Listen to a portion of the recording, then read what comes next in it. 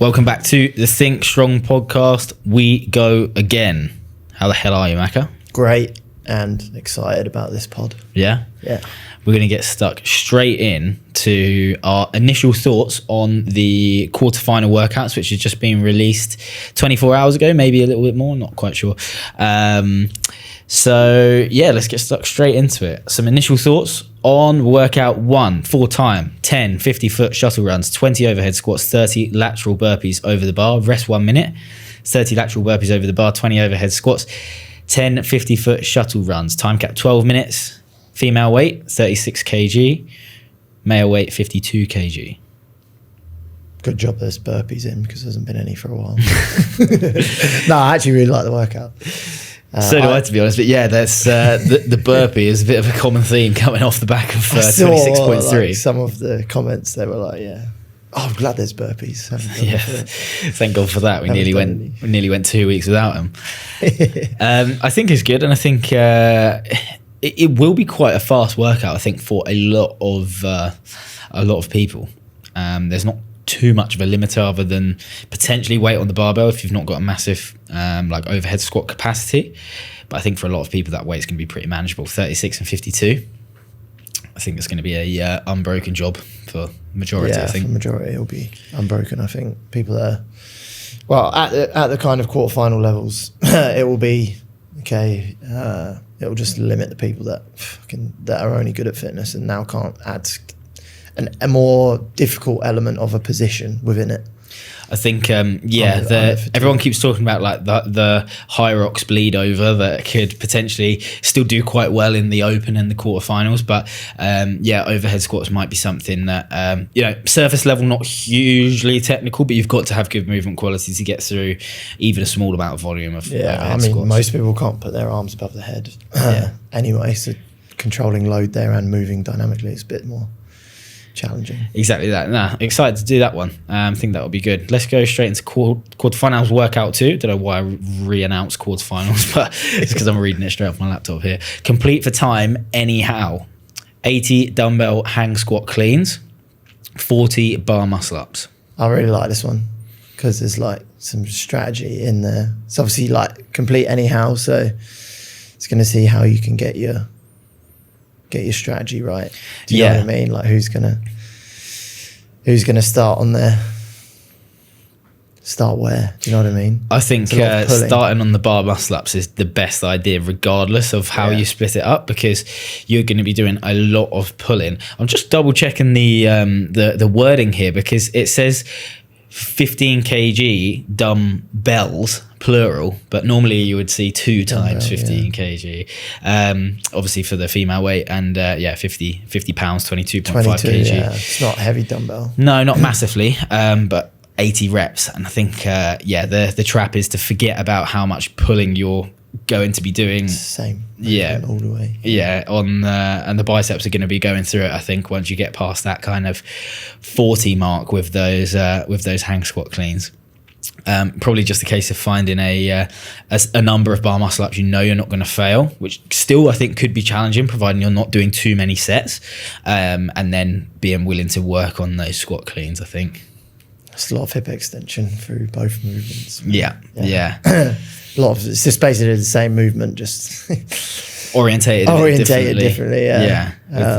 But it'll be a fun one to watch people because I feel like there'll be a wall that you'll hit pretty sharp if you get your strategy wrong. I think that could be one that people do multiple times, to be honest. Not only for by the way of people not being happy, but just the varying strategies that you could take with it. I think will probably make quite a big difference. Yeah, I think the programming is actually quite good on these. Yeah.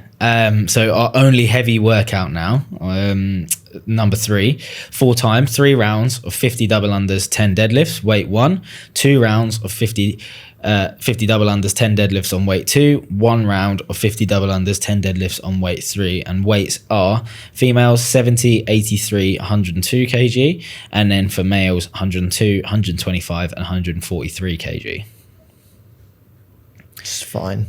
Yeah, I think it's surface level, the heavy workout, but the fact that you're only doing 10 deadlifts once on that heavy barbell Yeah. at the very end there is it reduces kind of how you would normally position it in your mind as a heavy workout. It's not like you're coming off the double unders and hitting multiple sets of that heavy deadlift. That being said, I do think that it's probably heavy enough to have like a cumulative effect throughout the workout. Yeah, I think this is where, like what we spoke about in the weeks before, doing like repeatable efforts at submaximal loading paired with cyclical work. This is pretty much where all of that comes into play now, right? It's like, yeah, okay, double unders is just going to be some sort of aerobic like capability that you would have built on, like if the skill's there, obviously, and then being able to lift load under like just with some interference is going to be great. Yeah. But like if you don't train that quality of being able to like transition to a different modality and just go straight in, it will get sticky in the third round of the first set with that weight for people. But yeah, it's good. I think it's a really nice workout as well. I think it's going to be very tempting just to overestimate your capacity a little bit and underestimate the cumulative effect of just hinging, because those 50 double unders are not going to take very long at all. And you probably wouldn't do like you probably wouldn't do 30 deadlifts at 102 kg like in a really short amount of time and not think about it. So I think a lot of people will maybe go in thinking, oh, it's only 10 deadlifts, bang, bang, bang. Like I said, second and third round, start to think, oh. But yeah, it'll be cool to see. No question about it. Final one, 4 time, 1,000 meter row, 30 clean and jerks, 1,000 meter row, 30 strict handstand push-ups. Shoulders. Barbell weight is 43 and 61 kg. Strict handstand push-ups, right? Yeah. Yeah. 20 minute time cap. That at the end of the 3 workouts is naughty. Yeah, I think that's going to be obviously a bottleneck for a lot of people, especially those strict handstand push-ups at the end there. I think that's where you'll probably see a good amount of separation. People that have like a really good movement economy when it comes to the clean and jerks will not notice the actual overhead demands of quite a light barbell that much when they do get to the strict handstand push-ups, especially if they are able to stay quite relaxed and just gather that tension in their receive position. Whereas if that barbell is on slightly on the heavier side for you, maybe your ability to not cycle a barbell, because no one's really going to be doing like any big sets of these, I don't think, unless you're very, very elite. But anyway, just your ability to move a moderate barbell under like an amount of fatigue, which is not huge, but probably significant enough. That's where you're going to start to see people on that 30 to 30 strict handstand push-ups maybe come unstuck a little bit. Yeah, I think all the workouts are programmed as the open ones are to goad you into something that you think is going to be a little bit easier than it's going to be. Like you said, if they can cycle the bar nicely, even if they can cycle the bar well, breaking some of those up into smaller sets is going to be better for what is coming. Pacing strategies on rows, it's one of the most butchered things you see in the gym, isn't it? Even by decent level athletes. Yeah, like I say, yeah, I think they're all sort of designed with that temptation just to pull you into going a little bit faster than you would than you maybe should. That being said, I think the first one is probably the most transparent in terms of strategy. I think it's a case of move pretty fast, don't stop, and just work through a bit of fatigue. But yeah, then especially when they give you things like complete anyhow, when you see that, it's always a bit of a strategy game for sure. Yeah, that's going to be good. I want to see how many redos people do. The thing is, obviously with it being 4 workouts, slightly less compared to what it has been previously with 5 workouts, but with it being 4 across is it 4 days, 5 days, your time is a little bit more limited, so you do have to consider a little bit more when compared to the open if you are redoing it. So maybe that will play into it. But I think if you're if you're a good enough athlete to be even considering redoing it, you're probably going to be okay with dealing with that extra intensity and extra volume throughout the weekend, shall we say, long weekend. Yeah, that's the one I'm looking forward to seeing the most. Just to see how people break it up. Yeah. Nice. Moving swiftly on, but not too far. With the CrossFit Open, there was a lot of chat around it. Some people liked the workouts, some people didn't. There was a lot of people just up in arms about people complaining about it. Like, obviously, that's just the way of the world at the moment. But what do you think about the workouts and the maybe the what's the word, the fallout from them? Yeah. I actually didn't mind the program, and I thought it was quite good. Apart from like a couple of missed opportunities for a heavy lift here and there, but most people that are complaining about that are just bitter because they're not very fit and they're really strong. So it's like, you're never going to win, are you? Yeah. Like, CrossFit is constantly varied. It's like there's always, that's going to come in somewhere. Like it's not here so much still in the quarters, but if that's the direction they want to take the sport in, then let it be what it's going to be. Yeah. I just saw that girl who cheated on her video submissions has been lumped with a 4-year ban. Oh, really? I didn't see that. I saw it just before we came in here. Oh, right. And I forgot to mention it before. Yeah, say her name. Was it Elsa something? Yeah, I don't know. I can't remember what her second name is. But she's been given a 4-year. Yeah. Yeah, which seems a bit. I get it, but it's like, I think people were calling for the same people punishment. around her just keep her more accountable. Yeah. Like, seems a bit stupid. Like, she's just not doping or. Well, that's the thing. People were calling for the same punishment as if you were doping, and from CrossFit's perspective, maybe they are like, gaining. Oh, we've been exposed here. Like, we need to be make an example. Yeah, make an example. Yeah, which is fair as well. Yeah, and that will put other people off from doing that, won't it? And I very much enjoyed following that saga of them like going through the full like denial process, challenging. Did you see they challenged him to come out to London and like do the workout live next to me? And then the next day it's like, oh yeah, I actually cheated.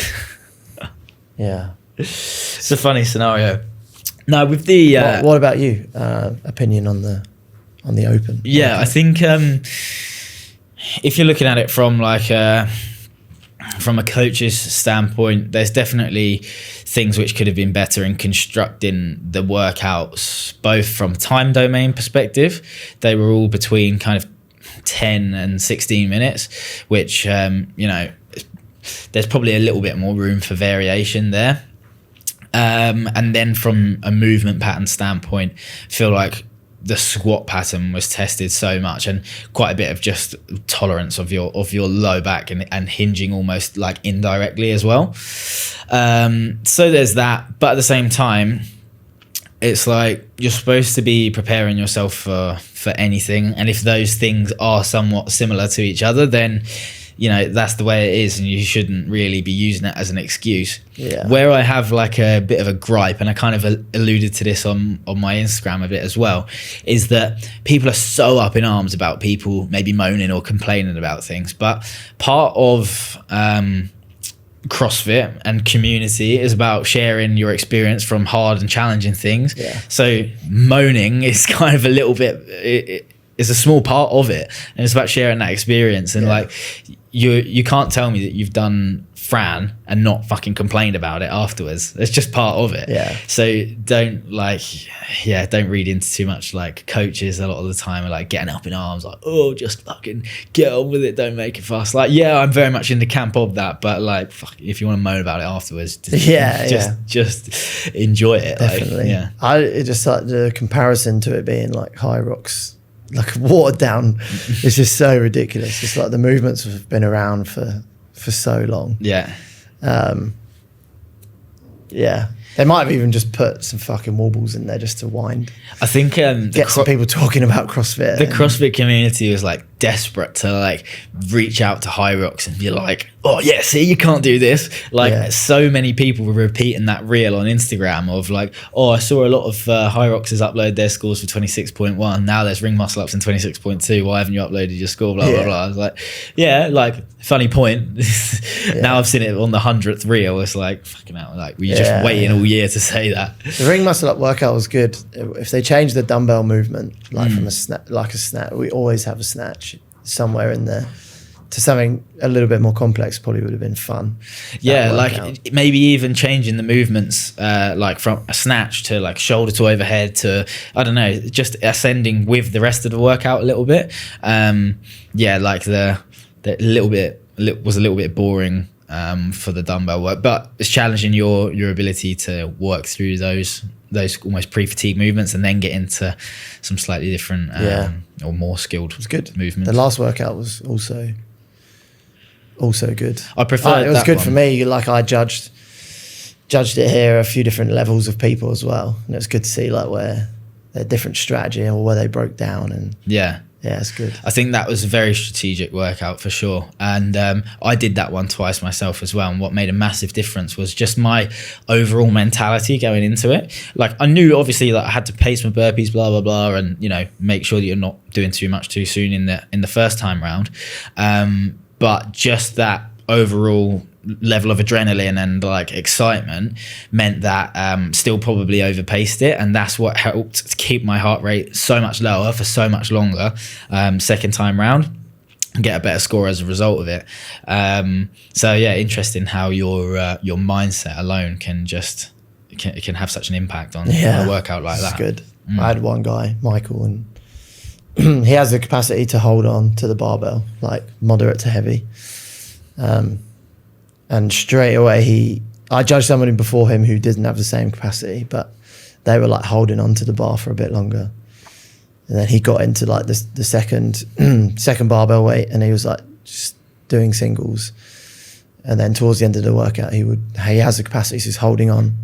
Then got into the third weight, did his burpees, got back onto the bar. Then I was like, just fucking hold on, Mike.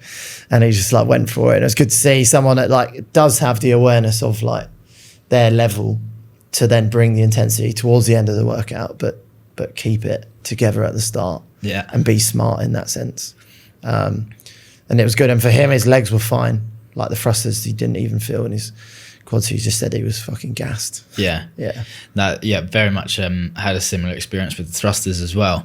I actually overpaced them on the first one, and then realized that they really actually weren't too much of an issue, and a slightly bigger set afforded me a bit more clarity going into the rest of it, because I knew that the 2 extra reps that I was doing per set to make it just 2 sets was really not making too much of a difference when it came to fatigue, and I could still get into everything else.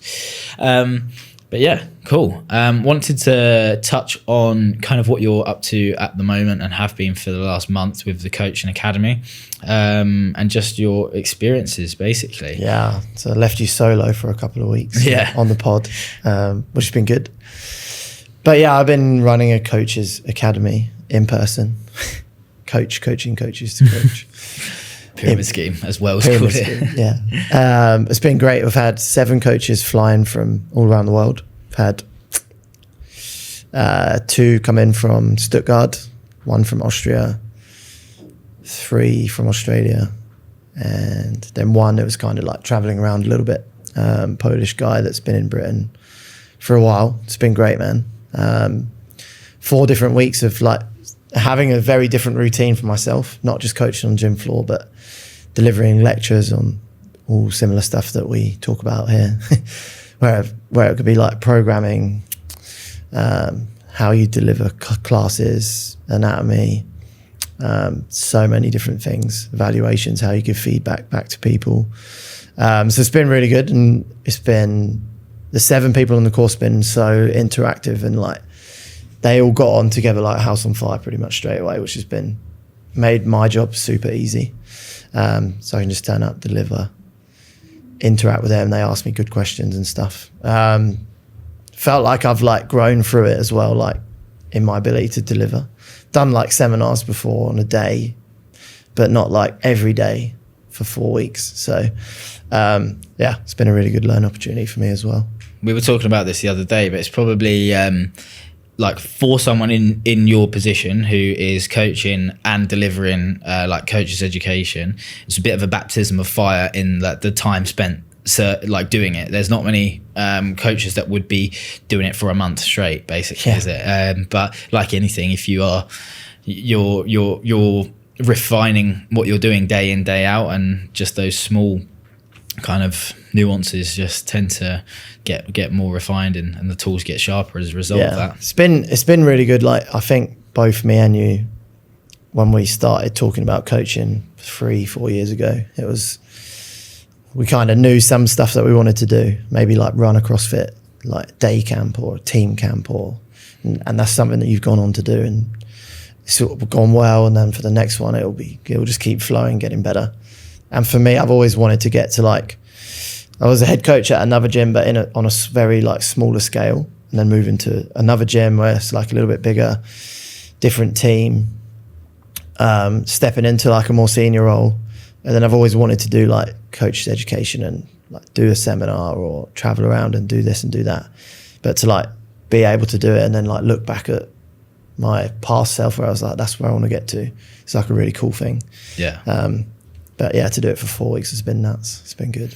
Nice. And you're in the last week of it now? Yeah. Nice. So a couple of days left. We have some just assessment days towards the end, some in-person, some written tests, and program design, avatar as well. So kind of just bringing everything together, which will be really good. And then, yeah, we're looking ahead at running the next one already. Nice. Sounds good. Are there any common themes that you've noticed, like with the coaches on board on the academy, whether it's where they come from, like country, their gym, their sports background? Has there been anything that you've noticed from coaching the people themselves? Yeah, so I think one element of the course was about control, controlling the space that you're in, whether it's like one-to-one, whether it's online, one-to-one, whether it's like in a group class, and how you hold your presence like as a coach in that space, and you can get a result from someone by like actually holding them accountable to stuff that you've agreed on. Or like, say if it was like you, for example, and you have someone called like Beth come to you, she's like, I really want to improve my bar muscle ups and my chest to bar. But like throughout the week, she's not doing the drills properly and stuff like that. What I feel happens a lot is coaches don't know how to bring that person back to the point that they're actually there for in the first place and keep accelerating their progress. Whether it's through like a bit of misalignment, or the programming isn't quite going in the direction where that you can control the progress properly. I feel like coaches don't really know where to go sometimes there. Stuff that we talk about all the time about. I actually used you as an example on the course where we had a bit of a personal brand thing that we were chatting about, and it was about how you show up online. And it's like, you might have people with the same goals, but your coaching approach is very different to get to them. So like the cue that you use for someone to get their bar muscle up that you show online it works for that person. But the cue you give to someone else still works for them, but it wouldn't work for this person over here. And you use that in like a storytelling way to show your coaching like online. But like the deeper level or layer of that is that you're able to give different people different cues that work because of the knowledge you have and the coaching. So I think that is one thing that's been really good for them, understanding how different cues might work for different people, and whether it's like an external cue or something a bit different. The other thing that I've noticed the most is sometimes when coaches don't, then maybe not getting results, or they think they're lacking knowledge somewhere, they all think that getting better at program design will make them a better coach, when it really doesn't matter that much. Like if you're in the online space, it matters more because that is what you have, and then you're keeping the person accountable to that. Yeah, you can pivot, be adaptable, be flexible, coach the person in front of you. But for other coaches, they believe that like it has to be perfect, like program design is like this amazing thing that if getting better at it is going to make them better. Whereas like if you can have a really basic program that follows progression properly, all shit that we talk about all the time, like learn a skill in isolation, okay, build some fatigue and then do it under fatigue. If it's like a really simple pathway and you can coach them deliberately to that, you're going to get a way better result instead of like putting some bar muscle up drills in that you would never do yourself, that you've seen online, and people just think that like it has to be this like amazing thing, whereas like program design just needs to be simple, and then your ability to deliver it and coach it and upscale and downscale or whatever it might be is the stuff that's more important. Yeah, I wonder if that comes from maybe just wanting to please everyone, or say that I've got a method for that, I've got a method for this. But like you say, there's more ways of which that you can apply your coaching to get a desired result without having to appeal to everyone, or appeal to the highest skill thing which you maybe see on the internet or see in the gym. Even doesn't necessarily kind of relate back to what is needed from you or what your client needs. Yeah, I think the start of the course was quite heavy. It was like anatomy basics, not really anything like deep level like origins, insertions, but I paired the anatomy with like, okay, this is the movement pattern, these are the joint actions, these are the muscles that create motion or that are working at within this movement pattern, and broke it down into like a really practical way. And then we did it in like joint by joint. So we did like foot, ankle, knee, hip, all the way through the body. And for me, it was a really good learning experience of like, how can I simplify this as much as possible so they understand it at a level they need to deliver to the people in front of them. Like they can go into more depth with it. And some of them ask me like more questions, and we spend more time on like the foot or the hip, understanding the difference between like closed and open chain movements when you're trying to improve hip internal rotation, and all the movements that you're doing are closed chain, but what most coaches will do will just pummel them with like open chain movements, so like 90-90 fucking hip internal rotation, which yeah, fine, it's going to work to some degree, but then you go back to the movement that's closed chain and the pelvis is rotating on the femur instead of the other way around. Just getting them to understand like more of a bit of a simple logic in that sense. So like, okay, if you're doing a squat and you get into the bottom, you need to access some internal rotation to produce force. But like if you're in that 90-90 position, your hip and your glute can't work that well compared to if you were in the closed chain position. And just making it really simple so they can like resonate and like think a little bit more about what they can see. Showing a few more kind of practical tells within a more dynamic movement, which is what they likely would be seeing when coaching someone a little bit more, like you said, for example, a squat, I suppose, and then relating that back to elements of anatomy and how something can be tweaked with your knowledge of that, not necessarily vomiting that knowledge onto the client if they don't need it, just telling them to do X, Y, and Z, because that's going to improve it. Yeah, I mean, I went on a course where a guy was using like the name of the bone, top of it, like tibial tuberosity, and I was like, for me, I understood like it because I've spent time learning anatomy and been a bit of a nerd in that sense. But the other people that I was with on the course, there's no way there's just no way they ever need to listen to that or hear that. It's like below the knee. Do you know what I mean? Yeah. Like top of your shin bone. It's like, it's what he was trying to get us to lower the bar to the low hang position. Like, you don't even have to say low hang. You could say below the knee.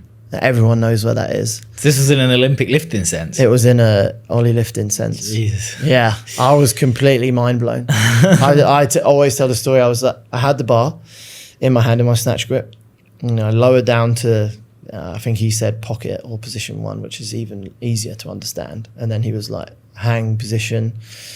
And then he was like, yeah, tibial tuberosity. And I was just like, I had the bar like this. I tell the story. And then the other people I was in the course with, I just turned like, behind me and looked forward again. Do you think you learned that word that morning or something? And honestly, and I looked at the other people on the course, that they're all there to learn as well, right? Yeah. It's like he's there to coach them, to be able to deliver coaching to people. Not just make them feel inferior for not knowing this. Yeah. It's like he kind of stroked his ego, but it left everyone else in the room be like, what the fuck is this? I could get behind it if it's a joke to like catch people out, maybe. Yeah. And then I was kind of just like, okay, this guy's, it was weird. So yeah, just talk in terms that your clients can understand. Yeah, that surprises me, especially like an Olympic weightlifting sense of, in my experience, they are very practical in terms of the movement and relating it back to points of the movement.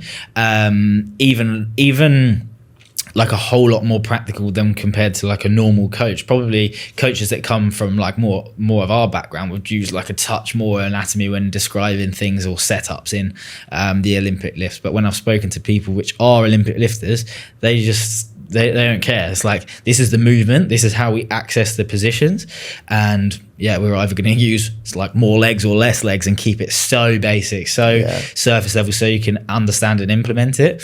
That's why it surprised me. So like Ollie lifting is, you just make it as easy as possible. It's already so technical. Like down position, above the knee, below the knee, mid shin. It's like everyone understands that. Unless they can't speak English. Which is something you deal with sometimes in bamboo as well. How many languages can you do the Bergen and warm up in? Cool. Final section. Given all these things that we've kind of picked up on with coaches, and obviously with you being in the gym and stuff all the time, with it being your career, what would you say is the priority? If you were setting up a gym from scratch, how would you create culture, both for coaches and for the general gym in its entirety? I think it really depends on where your gym is and the culture that you want, because it can be very different, right? Like I love like if it was a CrossFit box, like it's quite easy to build that community culture. I feel like in those gyms the girls will always stay with the girls, the boys will stay with the boys, because there's an element of like leaderboard, and like they're trying to like, the guys is like always a bit of needle, which is good to have in the community, and the women are a bit more like uplifting, like with each other. There might be some that are like clashing, but then I feel like in the sense of like when it's the social aspect, everyone just like mingles anyway in a CrossFit, more so in a CrossFit box from my experience. Whereas like if I look at where we are now, it's like it's a destination gym, so we're like living in a holiday destination where there's a gym. So like the standards that have been created are like the coaches and the standards that they hold themselves to and deliver to the class. So then the gym becomes like, the coaching is the culture, and then the people around it will like be more bought into the coaches if they actually care about you as the people. So that makes it a little bit easier. Obviously here's like a kind of it on roids, because it has the recovery and all of that. Most people are on roids as well in the gym. But yeah, I don't know. It's different. It's harder now, I think, to get a culture of a better understanding of fitness and how it should feel like, instead of being in the business of like coming in, getting a sweat on, feeling like you have to leave after picking yourself up the floor and like leaving. Do you know what I mean? I feel like that would be harder to get out of now. CrossFit obviously can be coached in loads of different ways. You can have A-B, which works well where we are. You can do A, B, A, B. Do you know what I mean? So it'll be like, okay, we're doing strength work today, 5x5 back squat with some accessories. But then the people that are in the mindset of wanting to be left on the floor after every session, they're not going to turn up on that day. So therefore, like if you were running a gym, say like if it was me and you and we were partners in the gym, we'd be like, fuck, we probably need to bring a Metcon in to make money. Do you know what I mean? In that sense.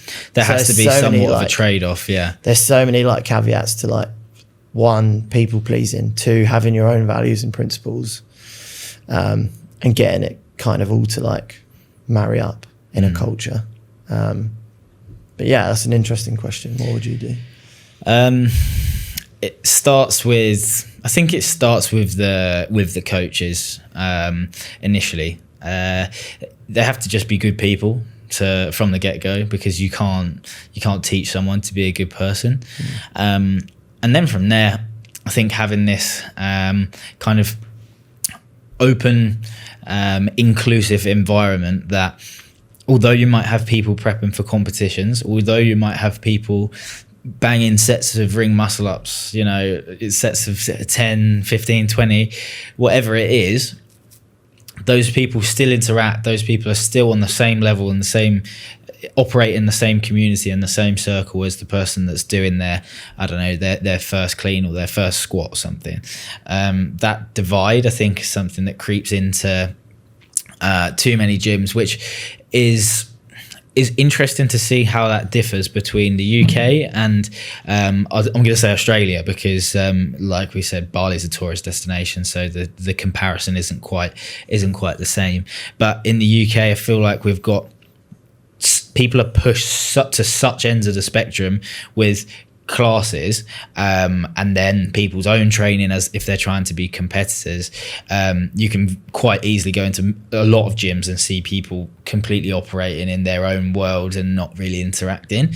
When I look at it in Oz, from a little bit of an outsider, obviously have been involved with a couple of people, you know, that have their own gyms and stuff. It's kind of one or the other. I feel like you've got an awesome community because someone's understood that from the top down, or you've got the gyms that are a good community but offer what you spoke about. They offer the sweat, they offer just the feeling of working out together, and that's kind of it. Sometimes that doesn't seem to elevate the individual quite so much, because sometimes I think in Australia it's a little bit more I was going to say transactional, but not quite transactional. It operates a little bit more like a sports club. That's what it looks like to me. It looks like five-a-side. Like, you go down, you play with your mates, you have a laugh, and then you're off again. Like, you know, boots in the car and you're gone. As opposed to a place where people want to hang around and talk to each other and be involved and cheer other people on and do the open and do all of these different things. Maybe those kind of more advanced athletes go down the routes of training at the gyms which like permit that. They're primarily maybe open gyms with all the gear. So I think, like I said, good people, making sure that things are inclusive. That doesn't mean that you lower your standards in any way, just making sure that there's not ego that's operating and dividing people into groups too much. But then also probably clarity of what you are and what you're providing. Because I don't think there's anything wrong with being a gym that just offers a sweat, you know, so long as you're not injuring people and stuff like that. And there's nothing wrong with being like primarily an open gym where it is a bit more transactional. People come in, do their stuff and go home. But if you're sitting in this middle ground of wanting to maybe create a gym that does everything, that includes everyone, you need to be clear on that and build it from the top down. Thinking about John Sakar's gym, who we've had on the pod, friend of the pod, as every podcast has to say. Friend of the pod, has done an absolutely awesome job of it, and having people that do the same program for the most part, and then they go off, tailor their training a little bit more. If it's a CrossFit comp they want to do, if it's a high rocks, he's got people doing stuff all over the place. But the main kind of foundation of the gym is that it's a community and that everyone's enjoying their time that they spend there, even while managing all of the normal issues that you have that come with people in gyms. And you know, we heard plenty of stories of like the inner goings on of that, and you know, all of the other gyms that are out there. Takes a lot of managing, I think. Yeah, thing is, that one thing about knowing kind of who you are is really important in the gym. Like, okay, we just do S&C with a focus on skills and like proper progression. Yeah. It's like if you're an F45, you kind of know what you're going to get. It's fine. Yeah. Like if the coaches within there can see if someone's going to get injured, then it's great. But usually it's like a brand new coach doesn't really know what they're looking at, and then it's delivered, and then they can't intervene and look. Do you know what I mean? But there's nothing wrong with what they're doing, apart from it being a bit shit. Yeah. That's like hope they don't sue me. The product of all products, isn't it? When it comes to fitness, which, you know, serves a purpose for a lot of people, gives them 45 minutes of intensity, and then they forget about it for however long. Then they go back to their stressful job again and continue to cycle until they burn out. Get back to their woke corporate jobs where they put their pronouns on their name badge. On that bombshell. No, I think that's going to be time. Any closing thoughts? No, but I did see a woman acting like a dog who got bit by a dog the other day. Identifying it, just to continue on the pronoun. I thought that was AI, to be honest. I'm not Was sure. it? Oh, I hope it wasn't. For the sake of humanity, I hope it was. I hope it was real. Anyway, if you're still with us, please like, share, subscribe, and show the pod some love.